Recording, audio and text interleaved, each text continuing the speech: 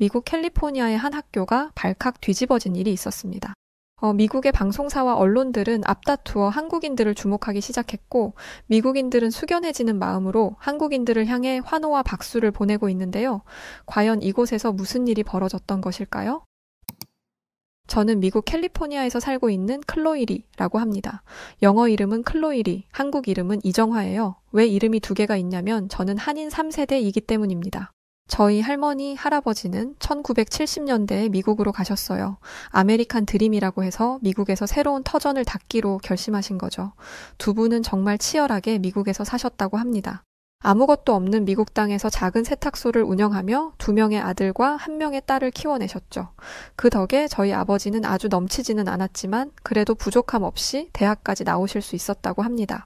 저는 돌아가신 우리 할아버지를 정말 존경했습니다. 할아버지처럼 성실하고 멋진 분을 지금까지 본 적이 없거든요. 또 제가 가장 존경하는 여자는 우리 할머니입니다. 할머니는 모든 사람을 사랑으로 보살펴 주시는 분이었거든요. 특히 두 분은 예의범절을 굉장히 중요하게 여기시는 분들이었기 때문에 저희 아버지를 비롯한 큰아버지와 고모님은 어딜 가도 나이스한 사람이라고 불리며 차별이 존재하는 미국 사회에서도 인정을 받으신 분들입니다. 사실 지금 말씀드리지만 미국이라는 나라는 아직도 여전히 차별이 존재하는 나라예요. 많이 좋아졌다고 하지만 여전히 차별은 있죠. 부모님 세대뿐만 아니라 지금 현재 제가 살고 있는 순간에도 말입니다. 가장 많이 당하는 차별적 질문의 시작은 항상 바로 너 어느 나라 사람이야? 입니다. 출신을 묻는 게 뭐가 이상하냐 싶겠지만 여기에는 아주 굉장한 백인 우월주의가 담겨 있거든요. 저는 미국 캘리포니아에서 나고 자랐어요. 그래서 캘리포니아에서 태어났다고 말하면 이런 질문이 되돌아옵니다. 아니, 내 진짜 출신이 어디냐고. 물론 제 정체성은 한국입니다. 하지만 제 국적만 놓고 보면 저는 미국 사람이에요. 그런데 진짜 출신이 어디냐고 반복해서 묻는 이유는 오직 하나이죠. 검은 머리 동양인은 진짜 미국인이 될 수 없다는 생각에서 비롯된 말이었을 테니까요. 초등학교에 다닐 때는 이런 질문을 자주 받아보기는 했지만 그래도 다행히 중학교에 올라가면서부터 인종차별이 얼마나 심각한 것인지 교육받기 때문에 그 이후로는 이런 질문을 받아본 적이 없습니다. 왜냐면 미국에서도 은근히 인종차별적인 말을 하면 주변 사람들에게 엄청난 질타를 받거든요. 그런데 이탈리아계 미국인이었던 마르코는 인종차별이고 뭐고 늘 자기 마음대로 했습니다. 제가 영어로 발표할 때면 키득거리면서 제 영어 잘한다. 그렇지? 라고 말하고는 했죠. 검은 머리 동양인은 당연히 영어를 못할 거라는 마인드가 담긴 말이었습니다. 이런 말을 들으면 이렇게 대답하고 싶었어요. 이탈리아에서 온 너보다 내 영어가 더 유창하다는 건 모르나 보네? 라고 말이죠. 하지만 저는 워낙 소심한 성격을 가지고 있던 터라 마르코에게 이렇게 대꾸하는 게 정말 어려웠습니다. 그래서 속상한 마음에 혼자 화장실에서 운 적이 한 번이 아니에요. 한 번은 이런 적도 있었어요. 바로 제가 가장 존경하는 저희 할아버지를 비웃는 말을 했었죠. 한국인들은 얼마 전까지만 해도 쓰레기통 뒤져서 먹고 살았다던데 너네 할아버지도 그런 거 아니야? 그러니까 한국 버리고 미국까지 온 거 아니겠어? 과거에 한국이 힘들게 살았다는 건 저도 알고 있어요. 하지만 이런 과거가 믿기지 않을 정도로 발전했다는 건 제가 직접 제 눈으로 봤습니다. 그래서 이런 식의 비웃음은 참을 수 없었어요. 또 우리 할아버지가 부끄러운 일을 하셨던 것도 아니고 그 누구보다 성실하게 일하시며 한국인으로서 미국의 한국을 전파하셨습니다. 그렇게 번 돈으로 자식도 키우고 주변에 사정이 어려운 사람들을 도와주기까지 하셨죠. 저는 더 이상 참을 수 없어서 이런 상황을 학교 교무실에 가서 이야기했습니다. 그런데 정말 놀랍게도 학교는 제 손을 들어주지 않았어요. 그런 건 학생들끼리 해결해야 하는 것이라면서 오히려 저를 나무라더라고요. 알고 보니 학교에 있던 미국 선생님들도 미국인들이라 그런지 은근히 동양인을 괄시하는 모습이 담겨 있었습니다. 대놓고 하지는 않아도 내가 굳이 저런 애들까지 신경 써야 돼? 라는 마인드가 깔려 있었던 거죠. 저희 학교에는 동양인이 몇 없었기 때문에 이런 선생님들이 자리를 지킬 수 있었던 것입니다. 선생님에게도 외면당하자 저를 도와줄 사람이 없다고 생각하게 되었고 우울감이 들기 시작했어요. 얼마 안 되는 동양인 중에 카타르에서 왔던 학생이 학교 시험 문제로 부모님을 모셔오자 학교 생활에 불이익을 당했다는 이야기를 듣고 난 이후로는 부모님에게 말씀도 못 드리고 끙끙 앓았습니다. 그러던 어느 날이었어요. 제가 태어난 한국에서 유학생이 왔었습니다. 김예서라는 이름을 가진 키도 크고 예쁜 친구였죠. 예서는 영어에 능숙하지 않았습니다. 솔직히 영어가 잘 안 되면 기가 죽을 법도 한데 예서는 안 그랬어요. 손짓과 발짓 다 써가며 자신의 생각을 표현하는데 전혀 거리낌이 없었죠. 가끔은 친구들에게 내 말이 이해가 안 돼? 그러면 네가 직접 한국어를 찾아봐라고 말하기도 했습니다. 무조건 영어로 이야기해야 한다는 생각을 깨부수는 생각이었죠. 같은 한국의 피를 가진 친구였지만 저와는 달랐기에 잘 어울릴 수 있을 거라고 생각하지 못했어요. 실제로 예서는 학교에 유학 온 뒤로부터 학교에서 소위 잘 나간다는 애들과 어울렸거든요. 어느 날은 여느 때와 다름없이 벤치에 앉아있던 저에게 예서가 다가왔습니다. 왜 항상 혼자 있냐고 대놓고 물어보더라고요. 순간 얼굴이 새빨개져서 침묵을 지키고 있으니 예서는 자신이 실수했다며 사과를 했어요. 예서, 네가 미안할 게 뭐가 있어? 그냥 내가 내성적인 성격을 가지고 있어서 그래. 그러자 예서는 이렇게 말했습니다. 내가 보기에는 아닌 것 같은데? 너 혹시 쟤 있잖아, 마르코. 그 애가 너를 지금 괴롭히는 거지? 저는 그 말에 조용히 고개를 끄덕였습니다. 아, 그렇구나. 근데 쟤는 나한테도 그러던데? 그 말을 듣고 전 깜짝 놀랐어요. 매사에 소극적인 저에 비해 예서는 늘 자신감에 차 있었거든요. 너한테도 그래? 전혀 몰랐어. 그러자 예서는 담담하게 대답했습니다. 나한테도 그러던데? 그러거나 말거나 그냥 무시하니까. 지 혼자 쇼하는 거지. 백날 저렇게 떠들어봐야 나한테는 하나도 타격 없어. 저는 예서의 이 자신감이 부러웠습니다. 자기를 괴롭히는 사람을 찌질한 인간으로 취급하는 그런 용기 말이죠. 예서와 같은 한국인 피를 가졌지만 저는 미국에서 태어나 미국에서 쭉 자라왔고 예서는 한국에서 태어나 한국에서 살다가 미국에 왔던 거니 같은 한국인 피를 가졌더라도 확실히 예서와 저는 달랐습니다.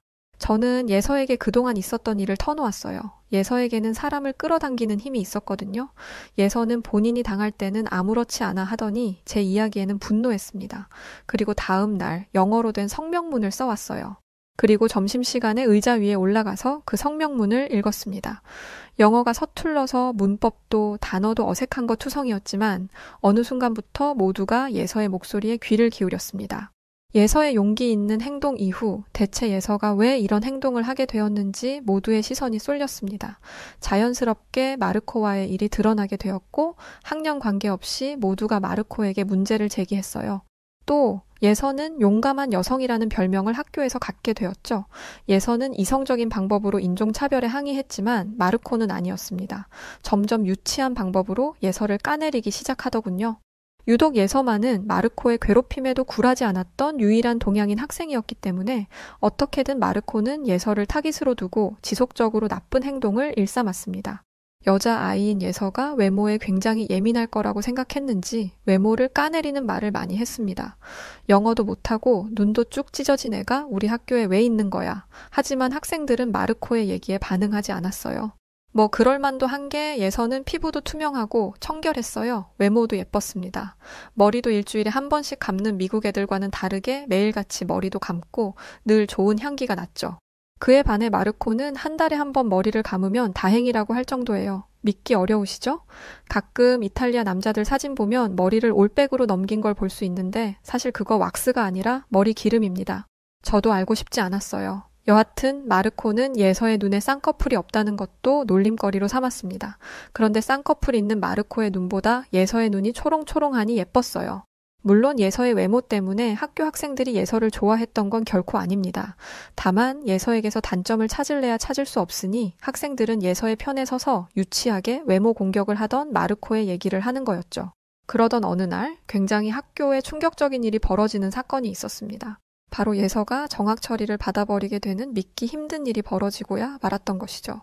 시간이 지나면 지날수록 학교에서 학생들 사이에서 인종차별을 일삼는 마르코를 싫어하는 학생들이 늘어나기 시작했었어요. 그 때문에 마르코는 결국 자신의 부모님을 대동해서 학교로 찾아왔던 적이 있습니다.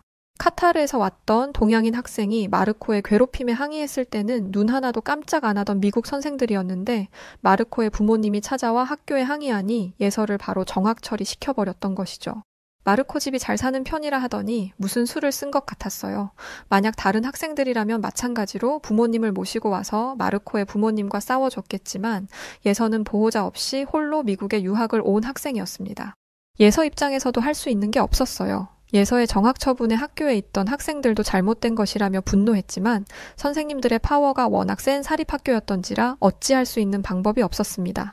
아마 이 시기가 미국에서 뉴스를 통해 보도된 한 사건을 통해 인종차별, 특히 한국인을 대상으로 한 차별이 사회 문제로 대두되던 시기이기도 했었어요. 실제로 한 미국의 방송에서 한국계 미국인이 방송에 나와서 새해를 맞이해 만둣국 먹었다는 이야기를 한 적이 있었어요. 저희 가족은 매년 만둣국을 먹었기 때문에 이 얘기에 별 다른 감흥을 못 느꼈습니다.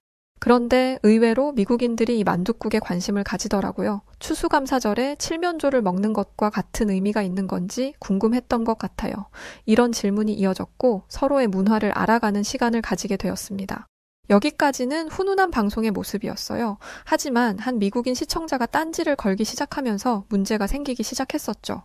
그 시청자는 한국계 앵커를 향해서 이렇게 말했습니다.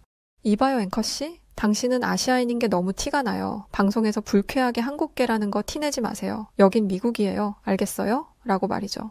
모두가 이 말을 듣고 경악했습니다. 그리고 이 방송이 전파를 타면서 SNS와 다른 매체들은 이 문제로 떠들썩해졌죠. 그냥 만둣국을 먹었다는 일상적인 이야기를 했을 뿐인데 여기에 화를 낼 이유가 있나요? 당연히 없죠. 그 미국인은 감히 미국에서 미국적이지 않은 것을 말해 그것도 아시아 음식을? 이라는 생각을 가지고 말한 것이었습니다. 아시아계였던 앵커가 한국의 문화와 생각을 이야기하는 게 뭐가 문제라는 건지 저를 비롯한 한국계 미국인들은 분노했고 이 분노는 다른 미국인들에게도 퍼졌습니다. 시시비비가 갈리기 시작했죠. 어떤 사람들은 미국인으로서 미국의 한국 문화를 알리는 게 불쾌하다는 사람도 있었고 반대로 같은 미국인인 게 부끄럽다며 시대가 어느 시대인데 아직도 인종차별을 하고 있냐는 등의 반응이었죠. 그런데 이런 사회적 문제가 미국 전역에 이슈가 되면서 아주 뜻밖의 상황이 벌어지게 되었습니다. 바로 예서의 일이 사회에 조명된 것이었어요. 저는 예서의 정학 처분이 완전 잘못된 것이라는 것에 생각이 같은 학생들과 같이 학교 커뮤니티와 캘리포니아 주민 커뮤니티, 그리고 SNS에 한국에서 유학 왔던 제 친구 김혜서의 이야기를 올렸습니다. 사실 처음에는 별 반응이 없었는데 시간이 지나고 인종차별이 사회 이슈가 되면서 폭발적이 되었어요. 특히 한인회에서는 더 난리가 났습니다. 왜 이 사실을 아직도 우리가 몰랐냐면서 속상해 하셨죠. 특히 저희 부모님은 왜 이런 일이 있었는데 말하지 않았냐며 그 한국 유학생은 어찌 된 거냐며 속상해 하시면서 저를 꾸짖으셨습니다. 사실 저는 바쁜 부모님을 귀찮게 하고 싶지 않았고 카타르 학생이 부모님과 함께 항의를 하자 학교에서 쫓겨난 사건이 기억나서 차마 말하지 못했다고 말씀드렸어요. 부모님은 이 얘기를 듣고 더 화를 내셨습니다. 동양인 학생에게 있었던 일도 말이 안 되는 것이라면서요. 부모님을 비롯한 한인회에서 학교 측에 항의를 했음에도 학교는 눈을 가리고 귀를 막고 있었습니다. 특히 학생들을 가장 악질적으로 괴롭혔던 마르코에 대한 확실한 징계를 원한다는 말에는 과민하다 싶을 정도로 반응했죠. 마르코 부모님이 주기적으로 교장 선생님을 만난다더니 그게 확신으로 변하는 순간이었습니다. 학교는 들은 채도 하지 않았어요. 아무리 항의를 해도 소용이 없었어요.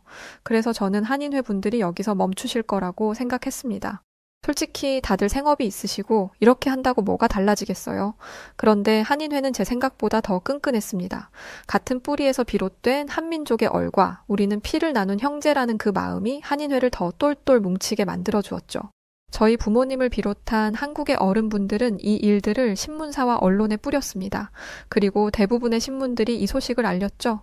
직전에 한국계 앵커 일로 인종차별이 화두에 올라있던 터라 삽시간에 퍼졌습니다. 학교는 그제서야 반응하기 시작했죠. 그런데 아주 황당한 일들이 벌어지기 시작했었어요.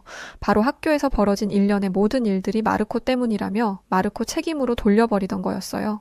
그렇게 감싸주고 편들어주더니 자기들한테 불리해지자마자 버려버리는 게 정말 황당하기 짝이 없었습니다. 졸지에 마르코는 학교에서 쫓겨나고 지역사회에서 질타를 받게 되었죠. 물론 마르코가 잘못이 없다는 건 아니었지만 당시 미국에 썩어있던 모습을 보게 되어서 마음이 씁쓸했습니다. 지역사회에서 질타를 받게 된 마르코의 부모님은 학교에 정식으로 항의했습니다. 요지는 이것이었어요. 내가 여기에 낸 기부금이 얼마인데? 라는 것이죠. 기부금? 낼 수 있죠. 학생들의 발전을 위해서라면요. 그런데 그게 내 자식의 편의를 위해서라면 기부금 문화는 사라져야 합니다.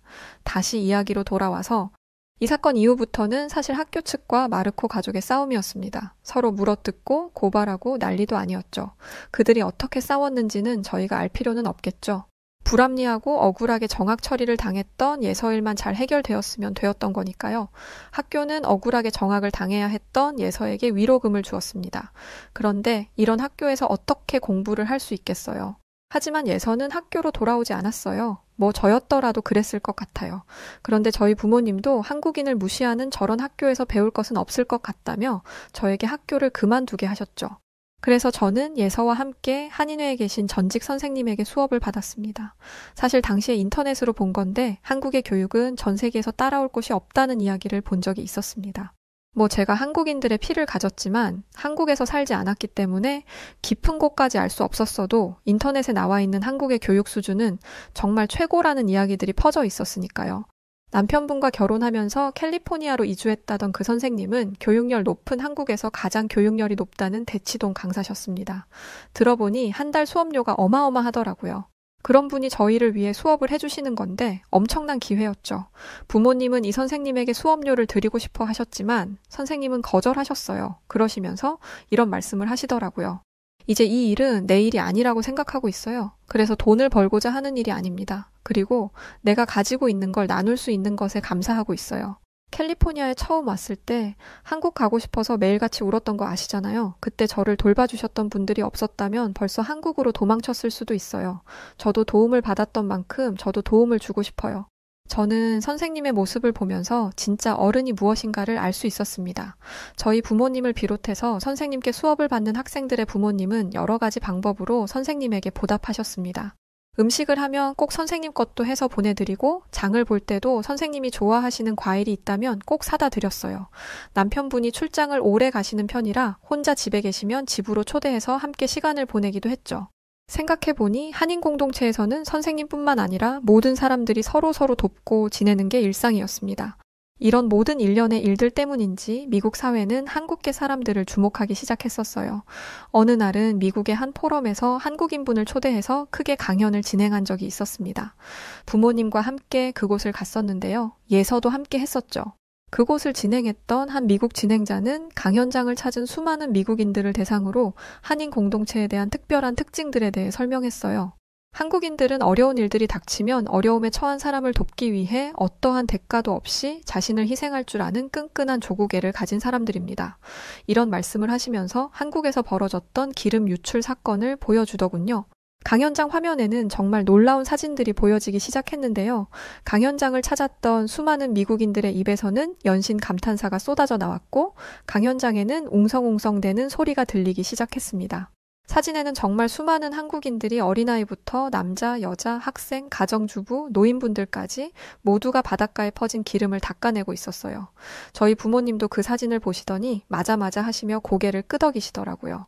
개인주의 성향이 큰 미국에서는 당연히 이런 일이 발생했다면 국민들이 아닌 정부에서 나서서 이 일을 해결해야 한다고 여겼을 것이기에 한국과 같은 모습을 볼 수 없었을 겁니다. 자본주의 사회에서는 이유 없는 호의가 있을 수 없잖아요. 그래서 미국은 가까운 이웃끼리도 집에 초대하는 경우가 많지 않습니다. 요즘에는 이런 게 더 심해져서 옆집에 누가 사는지 모르는 경우도 있죠. 하지만 한인 공동체는 아니었습니다. 정반대의 모습이었죠. 이러하다 보니 미국인들이 놀라는 것도 이해되더라고요. 특히 공동체 안에서 같은 민족을 보호해주고 도와주는 게 미국인들에게는 영 신기한 모양이었던 것 같습니다. 당시 포럼의 강연장에서는 한 미국인 부부가 저희 부모님께 말을 걸어오기도 했었어요. 저 혹시 한국 사람들은 실제 가족도 아닌데 왜 저렇게 잘해주는 건가요? 그 물음에 저희 부모님은 정말 아무렇지도 않다는 듯 대답했어요.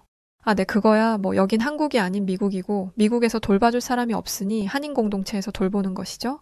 질문을 했던 사람들이 한국인들이라면 이 말의 의아함을 못 느꼈을 텐데 질문을 했던 미국인 부부는 이런 부모님의 답변에도 납득이 안 된다며 계속 질문했습니다. 아니, 가족인데도 돌봐주지 않는 사람이 세상에 얼마나 많은데 가족도 아닌 애를 이렇게 돌봐주는 게 말이 안 되잖아요. 아, 혹시 한국에서 가족들이 대가로 돈을 보내주는 건가 보죠? 아무 관련도 없는 사람이 단순한 호의로 누군가를 열심히 도와주는 것 자체가 미국인들의 마인드와 생활 방식에서는 이해되지 않았던 모양이었습니다. 저는 포럼장에서 이런 한인 공동체의 모습이 아주 자랑스럽고 좋았습니다. 나름 저도 미국 국적을 가진 사람이지만 한국의 피를 가진 사람이니까요. 그래서 이런 제 마음을 부모님께 말씀드리니 머리를 쓰다듬어 주시더군요. 강연장에는 미국인 진행자가 내려가고 한 한국인 분께서 강연장에 올라섰습니다. 그리고 그 한국인 분께서 한인 공동체가 똘똘 뭉쳤던 가장 대표적인 사례를 들려주기 시작하셨습니다. 그리고 그 이야기를 다 듣고 난 수많은 미국인들은 감동의 눈물과 감탄 어린 탄성을 숨기지 못하고 기립박수치며 환호하기 시작했었죠. 그 내용은 이러했습니다. 1980년대와 90년대를 기억하는 분들이라면 1991년 미국 LA에서 있었던 흑인 폭동 사건을 알고 계실 겁니다. 총소리가 끊이지 않고 온 동네가 화염에 휩싸였던 역사상 최악의 폭동 사건이었죠. 사실 저도 LA에서 폭동이 있었었다 정도만 알고 있었기 때문에 강연장의 내용이 매우 흥미롭게 느껴졌습니다. 그런데 이 흥미로움에 불을 붙인 건 저희 할아버지와 아버지가 폭동 당시 LA에 머무셨다는 것이었어요. 내전과 다름없는 곳에서 할아버지와 아버지가 계셨었기 때문에 저는 이 이야기에 귀를 기울일 수밖에 없었습니다. LA 폭동 사건도 인종차별에서부터 비롯된 것이었습니다. 법을 위반한 흑인 남성을 미국 경찰이 과하게 진압하면서 문제가 생긴 것이었죠. 그런데 흑인 남성이 위반한 법은 사람을 해한 것도 아니었고 무장강도 짓을 한 것도 아니었어요. 속도 위반이었죠. 이것도 문제이기는 하지만 경찰에게 끌려 나와서 바닥에 처박힐 만한 일은 아니죠. 아무리 미국 경찰의 파워가 세다고 해도 이렇게 사람을 함부로 대해서는 안 되는 것입니다. 당연히 이 일이 알려진 후 흑인들의 반발이 있었어요. 그런데 미국 경찰은 그 어떤 반응도 하지 않았고 과잉 진압을 한 경찰들을 징계한다거나 주의를 주지 않았습니다. 미국 사회에서 흑인 차별은 아주 오래된 것이었고 그 차별을 견뎌왔던 흑인들의 불만은 걷잡을 수 없이 커졌습니다. 그리고 터져나온 불만이 과격한 폭동으로 이어진 것이었어요. 그런데 한 가지 문제가 있었습니다. 총을 들고 총을 쏴대며 전진하는 흑인들의 발길이 닿은 곳이 한인타운이었던 것이었어요. 이런 심각한 문제가 생기면 누가 시민들을 도와주어야 하는지 우리 모두가 알고 있죠. 그런데 미국 경찰은 한인타운에서 흑인들을 진압하지 않았습니다. 그럼 어디를 지키고 있었느냐? 미국의 버버리 힐즈 같은 부촌을 지키고 있었어요. 한국이라는 작은 나라에서 온 이민자들을 지키는 것보다 미국의 기득권층인 백인들을 지키는 게 옳다고 생각한 거죠. 그러니까 쉽게 말하면 한인타운은 총알바디 같은 존재였다고 합니다. 미국은 총기가 합법이잖아요. 흑인들은 무장한 상태로 총을 들고 거리로 나왔습니다. 가는 곳곳마다 불을 지르고 아무데나 총을 쏴댔죠. 이걸 바로 한인타운에서 하고 있는데 그 누구도 도와주지 않았다 보니 한인타운은 당시에 쑥대밭이 되고 있었다고 했습니다. 아메리칸 드림을 꿈꾸고 먼 나라 미국까지 와서 삶의 터전을 일구었던 한국의 할머니, 할아버지, 아버지, 어머니들은 땅에 주저앉아 이것만큼은 안 된다고 흑인들의 바짓가랑이를 붙잡고 오열하기도 하셨다네요. 폭동이 과격해지자 이것마저도 못하셨지만요. 피땀 흘려 기초부터 다졌던 마트, 식당, 세탁소 등 한인들은 하나라도 건지려고 목숨을 걸고 총알이 쏟아지는 곳으로 달려나가기까지 했다고 합니다. 생지옥이 따로 없었다는 거죠. 이런 상황에서도 도와주는 곳 하나 없었으니 당시 많은 미국인들은 한국인들이 꼼짝없이 한인타운에서 끔찍한 최후를 맞이했을 거라고 여겼다고 합니다. 그런데 한인분들은 미국인들 생각보다 훨씬 강인한 분들이었습니다. 한인타운에 계셨던 분들은 사건이 터지자마자 자경단을 조직했고 그 중에는 군대 장교 출신이었던 분도 계셨는데 폭도들이 다다르자마자 지도를 펴놓고는 사람들을 각 자리에 배치시켰다고 합니다. 흑인 폭도들과 한인타운의 어른들은 본질적으로 큰 차이를 가지고 있었다고 해요. 바로 흑인들은 전문적인 군사훈련을 받지 않았지만 한인타운의 한국인들은 전문적인 군사훈련을 받은 분들이라는 것이었죠. 제가 알아보니 1977년 전에는 의무복무 기간이 무려 46개월이나 되었고 이후에는 줄었다고 하지만 그것도 무려 33개월이었다고 하더라고요. 이렇게 긴 시간 동안 전문적인 군사훈련을 받은 분들을 민간인과 다름없는 흑인들이 어떻게 이길 수 있었겠어요? 당연히 꼼짝 못하죠. 흑인들은 아무데나 총을 쏘는 반면 한인 자경대원들은 정확한 위치에 경고 사격만 했다고 합니다. 폭동이 시작되자마자 순식간에 고지를 점령해서 가까이 오는 흑인들 발치에 총을 쏘는 거죠. 이후로 미국인들의 인식에는 한국인들은 전부 스나이프다라는 게 깊게 자리 잡게 되었다고 합니다.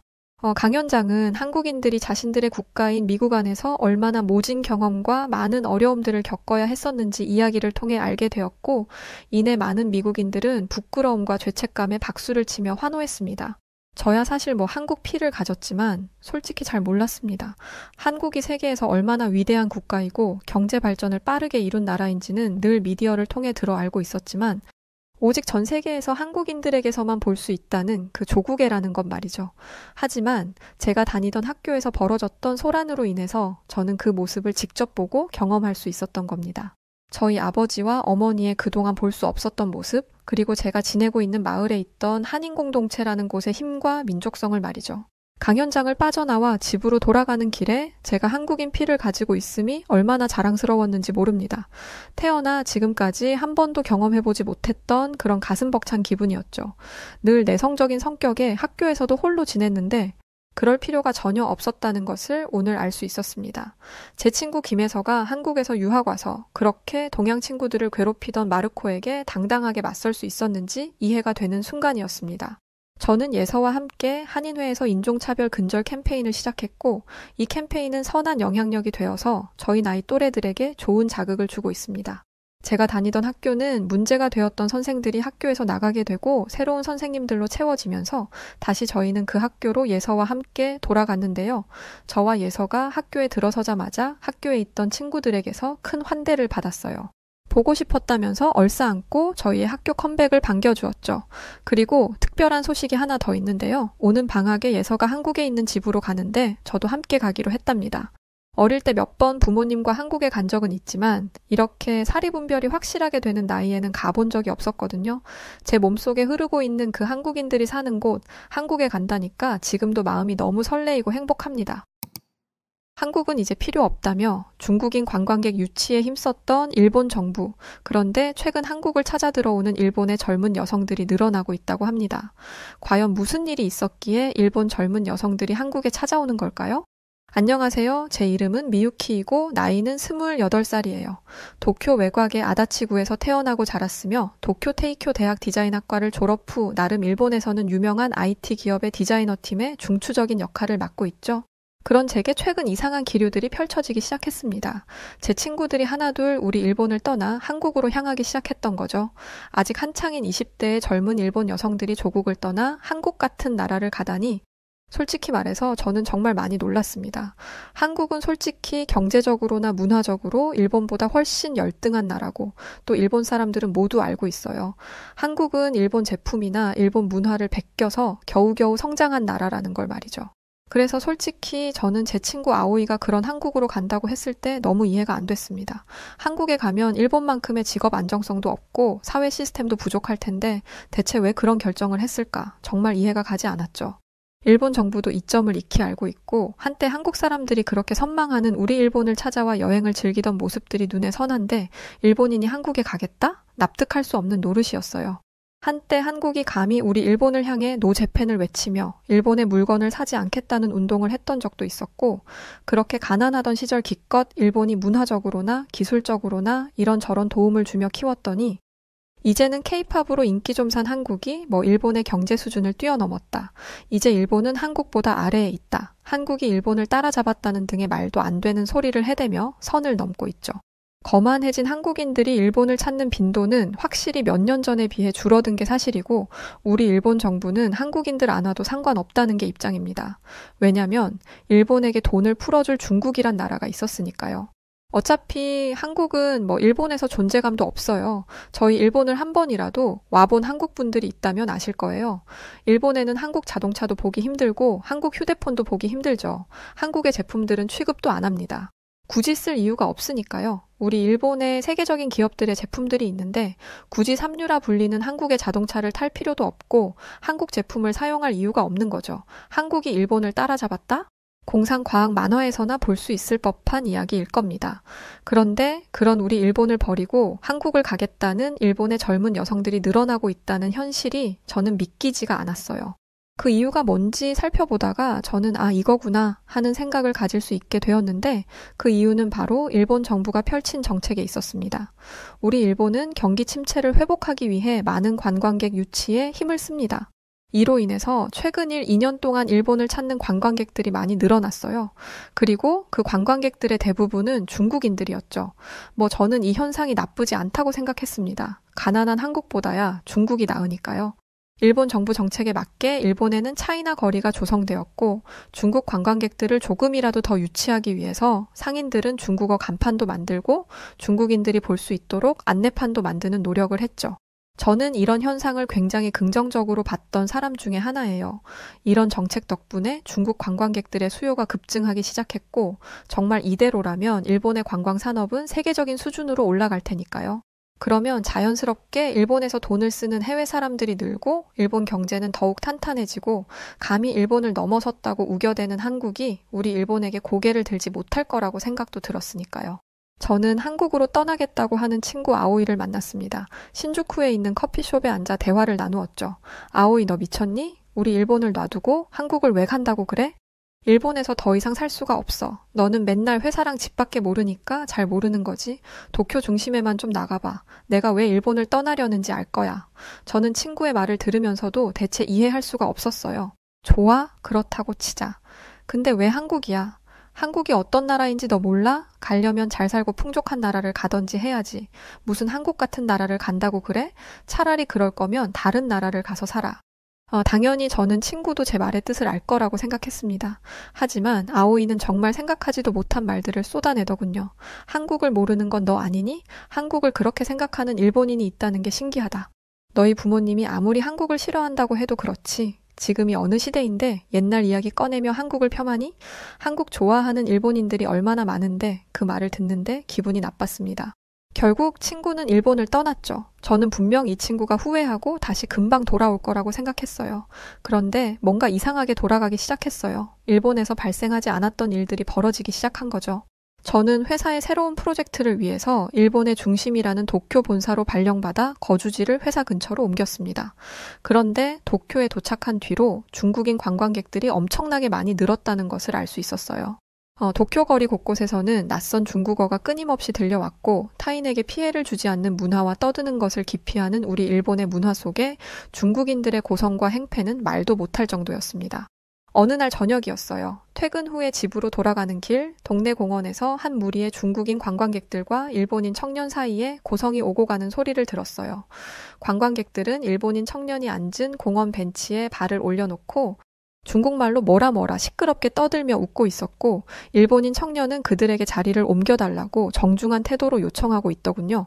하지만 중국인 관광객들은 그 청년을 무시하듯 껄껄대며 웃으며 떠들었고 심지어 그 일본 청년들의 얼굴 앞에다가 주먹을 쥐어 보이며 흔들기까지 하더군요.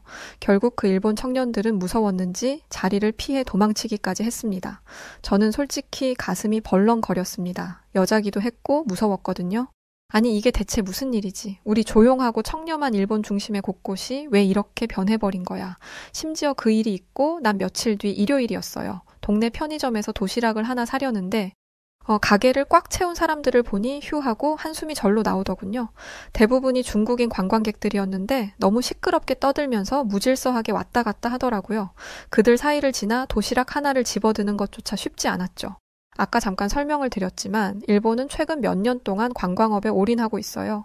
특히 중국인에 대한 특혜성 정책과 맞물려 엔화 약세가 되면서 중국인 관광객이 갑자기 폭발적으로 늘어났죠. 그래서 도쿄와 오사카 같은 대도시에는 관광객들이 몰려들었고 거리 곳곳에서 들리는 중국어는 이제 익숙한 풍경이 되어버렸죠. 어떤 때는 일본어 간판이 없으면 여기가 중국인지 일본인지 모를 정도였으니까요.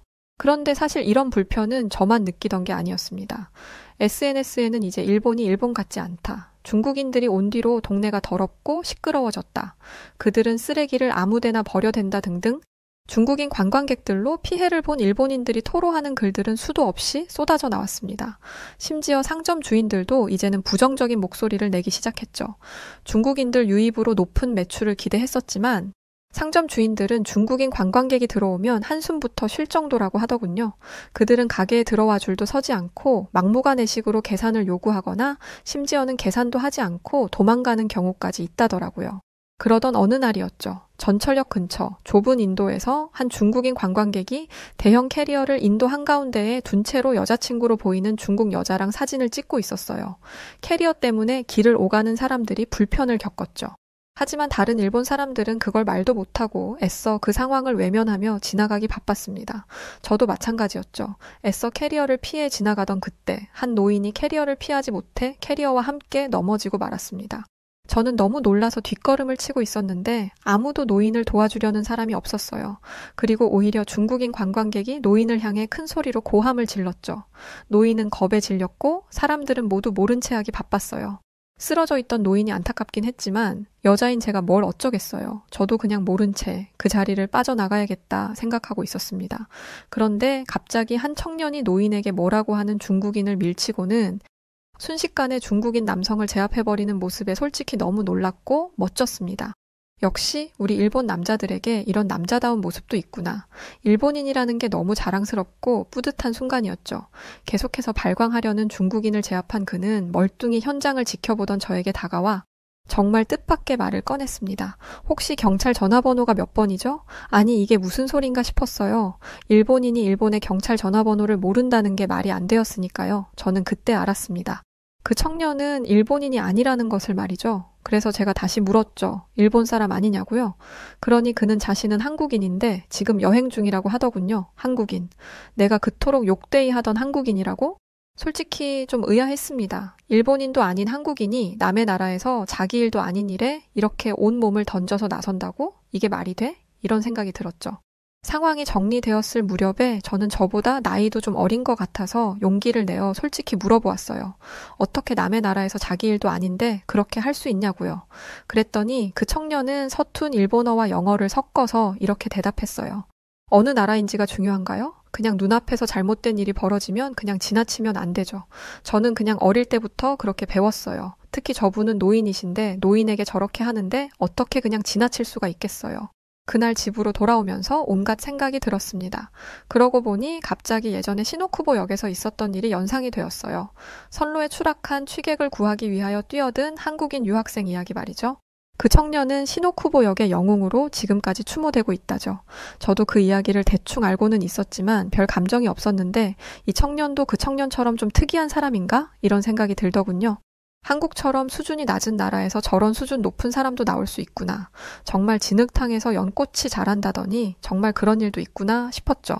한국은 역사와 관련해서 피해자 코스프레를 하면서 생떼를 쓰는 걸로 유명한 나라잖아요. 솔직히 한국을 조금 다시 생각하는 계기가 되었던 사건이기도 했습니다. 그건 그렇고 중국인 관광객으로 인한 지역의 몸살은 나아질 기미가 없었어요. 아니 나아지기는커녕 갈수록 태산이 되어가고 있었죠. 이로 인해 저의 도쿄에서의 일상도 완전히 달라져 버렸습니다. 예전에는 퇴근 후에 친구를 만나 가벼운 저녁 식사를 하면서 수다를 떨거나 동네 카페에서 커피를 마시면서 책을 읽는 작지만 소중한 일상이 있었거든요. 하지만 이제 그런 평화로움은 언제 그랬냐는 듯이 사라져 버렸어요. 전혀 다른 동네가 되어버린 거죠. 요즘은 어딜 가나 중국인들로 북적이고 중국어로 시끄러워서 어딜 나설 엄두도 잘 나지 않았어요. 일본 정부도 이런 중국 관광객들로 인한 피해 사례가 급증하자 이를 해결할 방안들을 모색하는 것 같았습니다. 뉴스에 중국인 관광객 주의보라는 문구가 뜰 정도로 상황이 심각했었죠. 뉴스에서는 중국인들이 촬영이 금지된 신사나절 내부에 들어가 무단으로 촬영하는 모습들과 들어가면 안 되는 신성한 장소에서 상의 벗고 낮잠을 자거나 관광지나 공원에서 수십 명이 단체로 음식을 먹고는 그대로 버리고 가는 건 물론 심지어 음식 찌꺼기들을 벤치에 쏟아놓고 가기도 했고 또 택시 요금이 많이 나왔다고 돈을 다 안 주고 일부만 던져주고 도망가는 경우도 나왔습니다.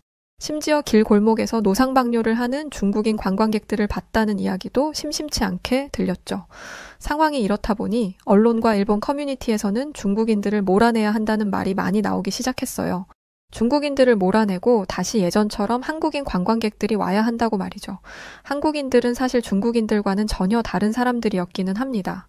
항상 그들은 예의 바르고 시끄럽지 않았으며 일본 여행지에서도 항상 배려 있는 모습을 보여주고 했으니까요. 저는 당연히 자신들의 나라를 위해 애써준 우리 일본에 와서 그렇게 예의 바르게 하는 게 옳다고 생각했던 건데 중국인들의 추태를 보고 나니까 한국인 관광객들의 그런 모습이 그립기도 했었습니다.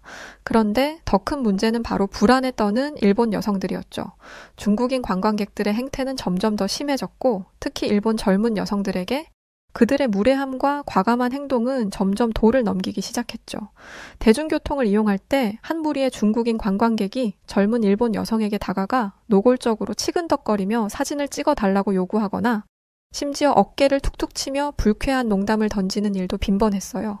일본 여성들은 평소 타인에게 피해를 주지 않는 것이 미덕이라고 배웠기에 이런 상황에서도 아무 목소리를 내지 못했어요. 겁에 질려 저리 가라는 말 한마디조차 하지 못하고 고개를 숙이며 자리를 피하는 것이 전부였죠.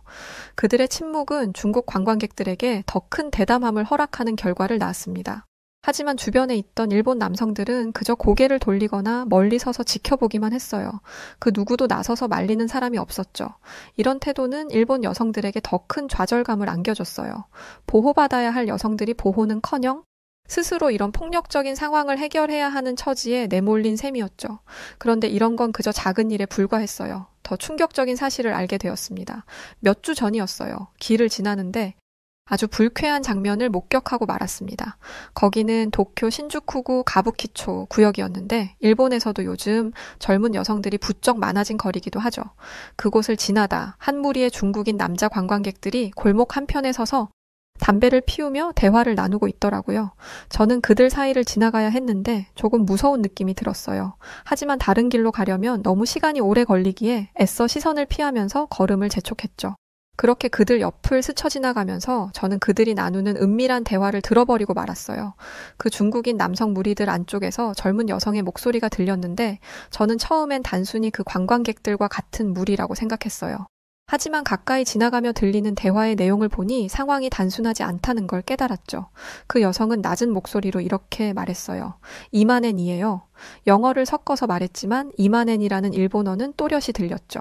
순간 소름이 돋았습니다. 저는 놀란 가슴을 진정시키면서 빠른 걸음으로 그 골목을 벗어나 집으로 돌아왔어요. 그리곤 현관을 들어서자마자 컴퓨터를 켜고 관련 정보를 찾아봤죠. 그리고 충격적인 사실을 알게 되었어요.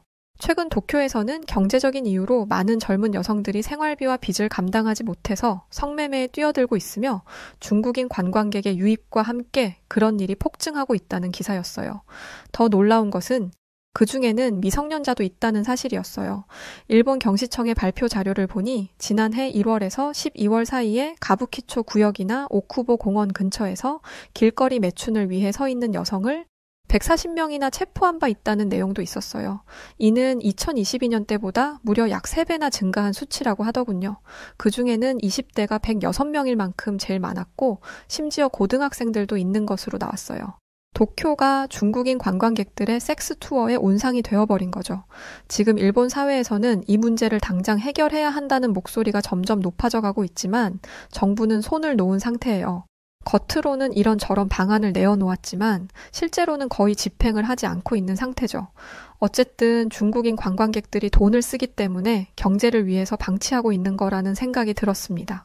이후로 저는 도쿄의 밤거리를 지나칠 때마다 이전과는 다른 시선으로 보게 되었어요. 아니, 이젠 밤에는 거의 나가지도 않게 되었답니다. 결국 이런 두려움과 불편은 점점 많은 일본 여성들에게 공감대를 형성하게 되었어요. SNS에 올라오는 글들만 봐도 알 수 있었죠. 이제 이 동네가 너무 무섭다 라는 글들이 넘쳐났고 특히 젊은 여성들은 밤늦게 혼자 돌아다니는 게 위험하니 각별히 조심하라는 글들도 자주 올라왔죠. 제가 가입한 지역 커뮤니티에서도 비슷한 얘기들이 많이 있었습니다. 한 여성 회원이 이렇게 글을 썼어요. 어젯밤 집 근처에서 중국어로 고함치는 소리가 크게 들리고 이어서 여자 비명소리가 들렸어요. 저는 너무 무서워서 잠을 잘 수 없었네요. 우리 동네가 점점 무섭고 낯설어지는 게 너무 속상해요. 라는 글이었고 그 글에 달린 댓글들은 공감으로 가득했죠. 나도 비슷한 일을 목격했다. 요즘은 아예 밤에 나가질 않는다. 그런데 이 중에서 가장 눈에 띄던 댓글들은 바로 한국으로 이민을 준비하고 있다라는 댓글이었습니다. 사실 일본의 젊은 학생들 사이에서는 한국을 선망하는 학생들이 많이 있습니다. 일본 정부에서도 너무 깊숙하게 들어오는 한국 문화를 어느 정도 관리하기 위해서 차선책으로 중국 관광객들을 유치하는 정책을 펼쳤던 건데 한국의 문화 파워는 상상 이상으로 매우 강했죠. 실제로 학생들 사이에 방학 기간이나 여행 시즌이 다가오면 한국으로 여행을 가겠다는 사람들이 매우 많았고 심지어 어떤 일본 학생들은 아예 집을 한국식으로 꾸며놓고 한국말을 하며 지내는 학생도 있었습니다. 중국인들로 판치는 일본에서 이렇게 두려움에 떨며 지낼 바에야 가까운 옆나라인 한국에 가서 살겠다는 젊은 일본 여성들이 늘어나고 있어요. 제 친구 아오이가 한국으로 떠난 이유도 이런 이유일 겁니다. 또 심지어는 한국의 남자들은 유럽 남자들 못지않게 체격은 좋은데 여성처럼 깨끗한 피부에 깔끔한 모습, 그리고 신사다운 매너까지 갖추고 있다며 한국 남자를 만나고 싶다는 여성들도 늘어났죠. 물론 저는 이런 현상에 반대했던 사람입니다. 부모님이 한국을 싫어하는 성향을 가지고 있던 터에 그런 피를 물려받아서일 수도 있지만 사실 어릴 때부터 역사적으로 한국은 늘 일본을 어렵게 만든 국가니까요. 하지만 지금과 같은 일본 상황에서 같은 여자로 이런 마음이 안 들 수가 없겠더라고요. 또 예전에 우연히 노인을 구하던 한국인 청년의 모습도 스치면서 한국에 한번 가볼까? 라는 생각을 뜬금없이 했었습니다. 그러나 행동으로 옮기지는 못했고 그렇게 차일피일 미루다 보니 어느새 5개월이라는 시간이 지나버렸죠. 그리고 여전히 답을 구하지 못하고 있는 상황이었어요. 한국을 간다고 하면 부모님도 반대했을 테고요. 시간이 지날수록 일본 상황은 악화되었고 이제는 항공사에서 한국을 상대로 제발 와달라며 소리치는 수준까지 도달했었습니다. 한국인들이 북적이던 공간은 중국인들의 추태로 난장판이 되었고 일본의 어느 항공사와 상점들은 한국인들을 환영한다는 플랜카드와 한국어 간판, 한국어 안내판까지 만들며 한국인들을 극진히 모시고 있는 상황이 되었죠. 그런데 저에게 한국에 갔던 아오이에게서 연락이 왔었어요. 아오이는 한국에서 자신이 이제 자리를 잡았으니까 한번 놀러 오라고 말이죠. 그러면서 지금 시즌이면 징검다리 연휴라서 토요일부터 화요일까지 4일간 자기가 충분히 시간을 낼 수 있다고도 했죠. 저는 아오이에게 물어봤습니다. 한국에도 분명 일본처럼 중국인 관광객들이 있을 텐데 행패를 부리거나 하는 경우가 없는지 말이죠. 그렇잖아요. 일본에서도 이 난리를 치는데 한국에서도 그럴 거라고 생각했거든요. 그런데 아오이는 굉장히 여유 있는 목소리로 이렇게 말했어요. 한국에도 중국인 관광객들이 있긴 하지. 그런데 한국에서는 행패 못 부려. 행패 부렸다간 한국 남자들한테 얻어맞을걸? 일본하고 완전 달라. 저는 아오이가 괜히 저를 한국으로 오게 하려고 속이는 느낌을 받았지만 어차피 마음속에 한국에 가볼까? 하는 마음이 있기도 했었고 속는 셈치고 한국으로 한 일주일 정도 여행을 다녀오자는 생각을 가졌습니다. 그래서 떠나게 된 제 인생 최초의 한국 여행, 두려움 반, 설레임 반의 마음을 가지고 저는 비행기에 올랐고 친구가 있는 한국으로 떠났습니다. 일본을 떠나 비행기를 타고 해외로 나간 건 어릴 적에 부모님과 함께 갔던 필리핀이 전부였어요. 그래서였는지 한국 인천공항에 도착하자마자 솔직히 좀 크게 놀랐었죠. TV에서 간간히 보기는 했었지만 TV에서 보는 것과 실제로 내 눈앞에 있는 건 차이가 엄청나더라고요. 인천공항은 끝도 없이 컸고 무슨 신도시에 온 것처럼 모든 게 일본보다 좋아 보였습니다. 또한 한국의 서울은 놀라울 만큼 깨끗하고 안전했고 지하철 노선을 잘 몰라서 헤매던 저에게 기꺼이 친절을 베풀어 주시던 수많은 한국 사람들이 있었죠. 여자 혼자서 밤 늦게 거리를 걷는 것도 전혀 이상할 것이 없었어요. 일본도 사실 도쿄에 중국인들이 점령하기 이전에는 세계적으로 안전한 나라로 인정받는 나라였는데 한국은 그때 당시에 우리 일본보다 한참 더 한수위라는 생각이 들었습니다.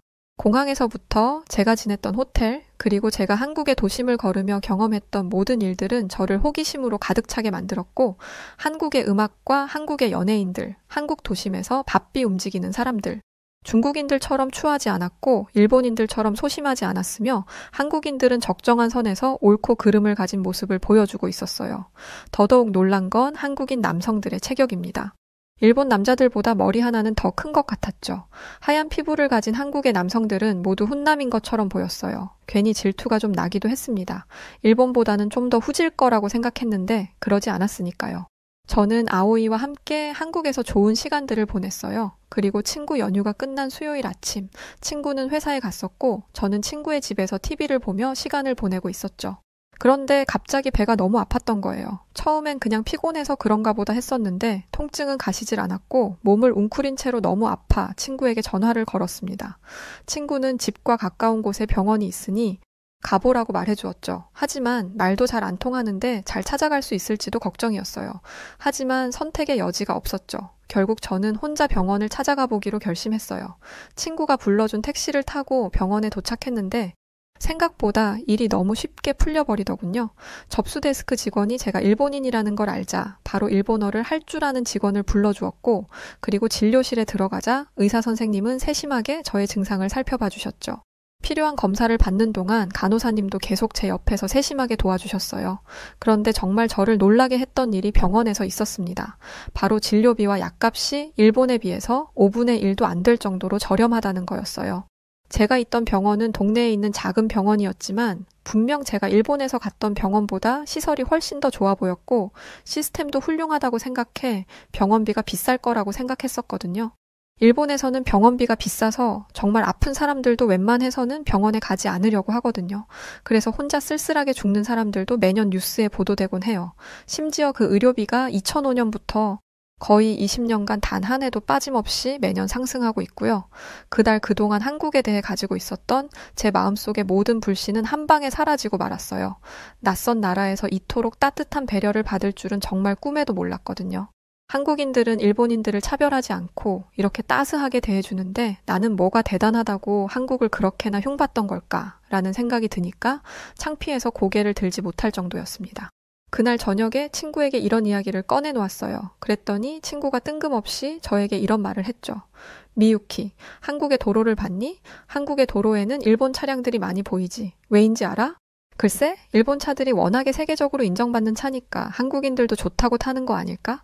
친구는 고개를 끄덕이며 그래 맞아. 한국은 어떠한 국가도 차별하지 않아. 인정하는 건 인정하고 좋은 건 좋은 거라고 박수를 쳐줘. 그런데 일본은 어떠니? 너도 그랬잖아. 한국이라면 무조건 나쁠 거라고 시기하고 비판하기 바쁘지. 그런데 한국은 아무렇지도 않아. 끄떡도 없어. 한국이 일본을 따라잡았다. 한국의 경제 지표가 일본을 추월했다. 한국이 일본보다 더 높이 자리했다. 이런 부분 일본은 인정해야 돼. 그래야 일본이 발전할 수 있지. 자신들의 우물 안에서만 노니까 낙후되는 거야. 할 말이 없었어요. 틀린 말이 없었으니까요. 그렇게 여행을 마친 후 일본으로 돌아온 저는 일본에서 반년을 보내고 난 뒤 일말의 고민도 없이 당장 한국으로의 이민을 준비했습니다. 저는 한국이 단순히 안전한 나라를 넘어 사람을 배려하는 나라라는 걸 깨달았거든요. 저 같은 외국인조차 진심으로 보호받고 있다는 느낌을 받을 수 있는 곳, 그곳이 바로 한국이었으니까요. 한국에 온 뒤로 즐거운 일들은 끝이 없어요. 작지만 꽤 유명한 디자인 회사에 취직해서 열심히 커리어를 쌓아가고 있고요. 주말엔 앱을 통하여 동네에서 새로 사귄 친구들과 함께 한국 전통시장이나 마트를 둘러보거나 풍경 좋은 카페에서 조용히 책을 읽거나 공원에서 고즈넉한 산책을 즐기고 휴가 때는 부산 해운대와 전주 한옥마을에도 다녀왔었죠. 가끔 일본에 있는 친구들과 통화를 할 때가 있는데 요즘 일본에서 한국이 난리래요. 가뜩이나 한국 문화를 동경하는 일본 젊은이들이 많이 있었는데 한국 가수들의 연이은 세계적 이슈가 폭발하면서 한국을 가고 싶어 안달난 일본 젊은이들이 많이 늘어났기 때문이었죠.